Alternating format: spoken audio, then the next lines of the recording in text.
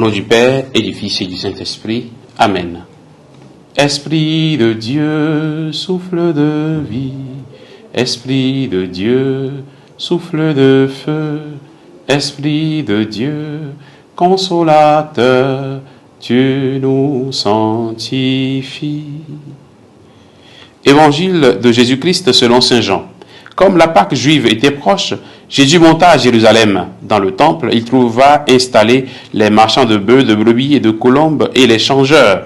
Il fit un fouet avec des cordes et les chassa tous du temple, ainsi que les brebis et les bœufs. Il jeta par terre la monnaie des changeurs, renversa leur comptoir et dit aux marchands de colombes, « Enlevez cela d'ici, cessez de faire de la maison de mon Père une maison de commerce. » Ses disciples se rappelaient qu'il est écrit, « L'amour de ta maison fera mon tourment. » Des Juifs l'interpellèrent, « Quel signe peux-tu nous donner pour agir ainsi ?» Jésus leur répondit, « Détruisez ce sanctuaire, et en 3 jours je le relèverai. » Les Juifs lui répliquèrent, « Il a fallu 46 ans pour bâtir ce sanctuaire, et toi, en 3 jours, tu le relèverais ?» Mais lui parlait du sanctuaire de son corps. Aussi, quand il se réveilla d'entre les morts, ses disciples se rappelèrent qu'il avait dit cela et crurent à l'Écriture et à la parole que Jésus avait dite. Acclamons la parole de Dieu. Louange à toi, Seigneur Jésus.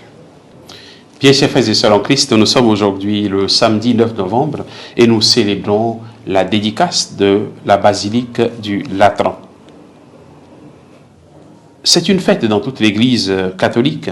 La basilique du Latran fait partie des 4 basiliques majeures, mais plus, c'est la toute première église construite au IVe siècle, après le temps des persécutions où les chrétiens se cachaient dans les maisons pour célébrer l'Eucharistie. Mais donc, à partir du IVe siècle, les chrétiens seront libres désormais de célébrer leur foi, et c'est dans l'église occidentale la première grande église construite. C'est d'ailleurs la cathédrale du pape qui est l'évêque de Rome. En ce jour où nous célébrons la dédicace de la basilique du Latran, le Seigneur nous invite à revenir à la purification de son temple. Il ne s'agit pas d'abord d'un édifice matériel construit, mais de son corps qui est l'Église. Nous sommes le corps du Christ. Chacun de nous est une pierre vivante qui doit contribuer à la vie de l'Église, à la vie du corps dont le Christ est la pierre angulaire. Ne faites pas de la maison de mon Père une maison de commerce, nous dit-il. Comment vivons-nous en Église? L'Église est-elle pour nous une maison de commerce ou bien le corps du Christ que nous constituons tous? Sommes-nous des membres de l'Église parce que nous avons des intérêts inavoués? Si c'est le cas, alors l'Église devient pour nous une maison de commerce. Sommes-nous en Église pour profiter des avantages que nous pouvons tirer de l'Église? Si c'est le cas, alors elle devient une maison de commerce pour nous. Ou encore, faisons-nous partie des chrétiens qui sont très présents à l'Église, juste quand on est dans un besoin pressant et on disparaît quand le problème est résolu?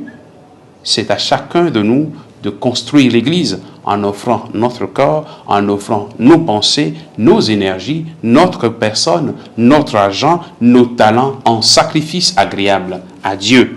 Ne nous posons pas la question « qu'est-ce que l'Église fait pour nous ?» mais posons-nous la question « qu'est-ce que nous faisons pour l'Église ?» Que faisons-nous pour construire l'Église? Dans tous les sens du terme. Que le Seigneur fasse de nous des pierres vivantes pour son Église, qu'il nous bénisse en ce jour, qu'il fasse de nous des temples vivants. Au nom du Père, et du Fils, et du Saint-Esprit. Amen.